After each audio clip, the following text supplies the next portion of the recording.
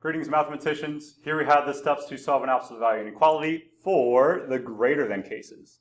So if we see greater than or equal to, we're going to go ahead and turn it into an or statement, right? So this is basically what it breaks down into. We have ax plus b is less than negative c, or ax plus b is greater than c. So again, I like to think about the most basic case that we possibly can, and then from that, use that to go forward. So the most basic case that I can think of is the absolute value of x is greater than or equal to 4. Okay?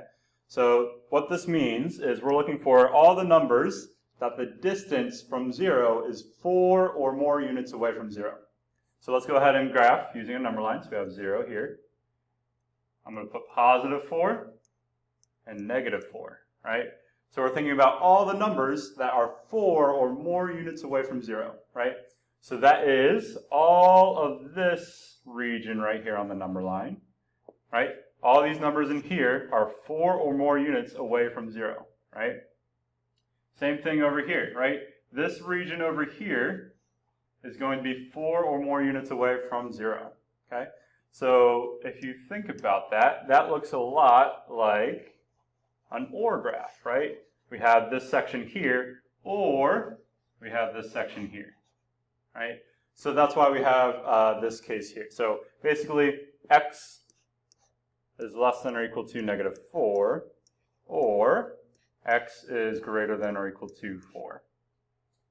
Okay? So let's take that knowledge and apply it to more complicated examples.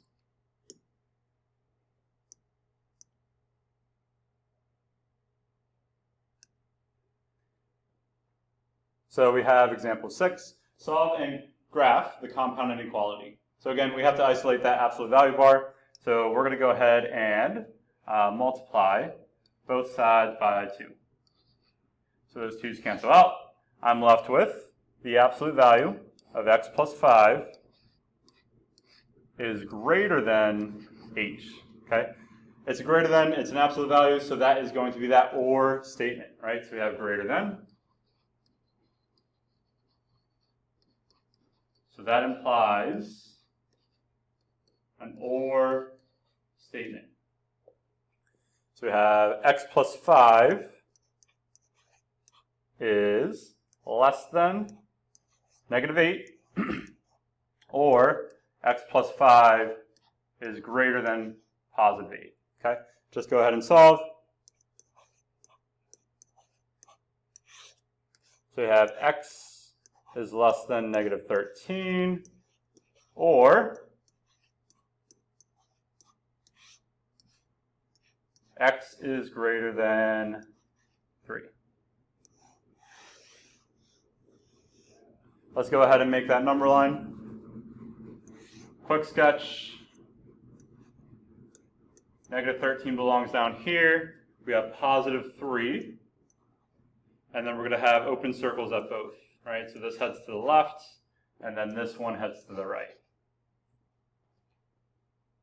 And that's our number line. Solve and graph this inequality. So again, I see an absolute value bar. They're already isolated. We have a greater than. So greater than implies that or statement.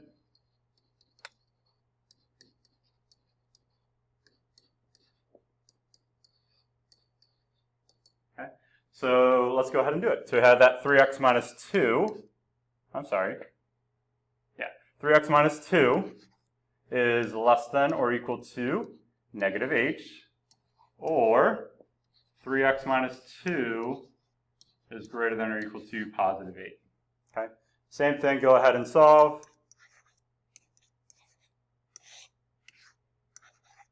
Three x is less than or equal to negative 6. I'm dividing by a positive 3, so no need to actually flip anything. Don't worry about that negative. So we have that x is less than or equal to negative 2, or add 2. 8 plus 2 gets me 10. Divide by 3. So we have x is greater than or equal to 10 thirds. Okay? So we have those answers. Let's go ahead and make that number line. It's an OR statement. So -2 goes here. 10/3 goes over here. Close circle, heading to the left. Close circle, heading to the right. And that's our number line.